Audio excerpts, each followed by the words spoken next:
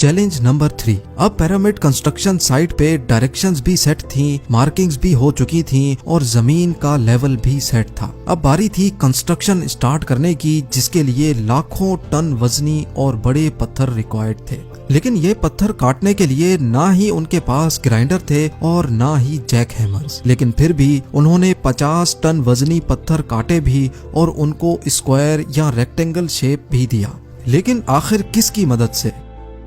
जी हाँ, यही वो सिर्फ एक टूल था जिसकी मदद से पत्थरों को काटा गया। एक्सपर्ट्स का मानना है कि पिरामिड की कंस्ट्रक्शन पे इस्तेमाल होने वाली छेनी सिर्फ कॉपर से ही नहीं बनी थी, क्योंकि उनको भी ये बात मालूम थी कि कॉपर नरम होता है और पत्थर नहीं काट सकता। इसलिए इसमें एक केमिकल आर्सेनिक भी शामिल किया गया था। कॉपर और आर्सेनिक से बनाई जाने वाली ये छेनी लकड़ियों के हथौड़ों से पत्थरों पर ठोकी जाती थी और कई घंटों की मेहनत के बाद बड़े बड़े पत्थर शेप में लाए जाते थे।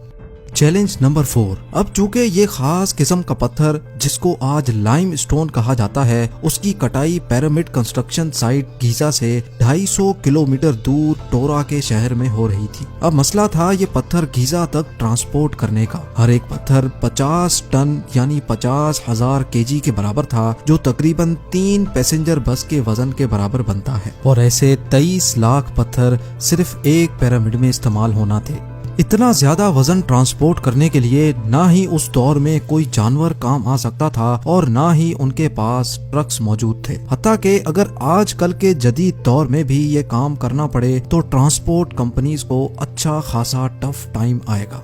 हैरत अंगेज तौर पे ये काम वर्कर्स और कश्तियों की मदद से किया गया। जी हाँ, टोरा और गीजा के दरमियान मौजूद रिवर का फायदा उठाया गया और बड़ी बड़ी कश्तियों में पत्थर लाद कर पिरामिड साइट पर पहुंचाए गए। एक्सपर्ट्स का मानना है कि ये काम इतना आसान नहीं था। शिप्स में इतने बड़े पत्थर की लोडिंग और अनलोडिंग में कम से कम भी 500 मजदूरों की आर्मी एक ही वक्त में लगाई गई होगी।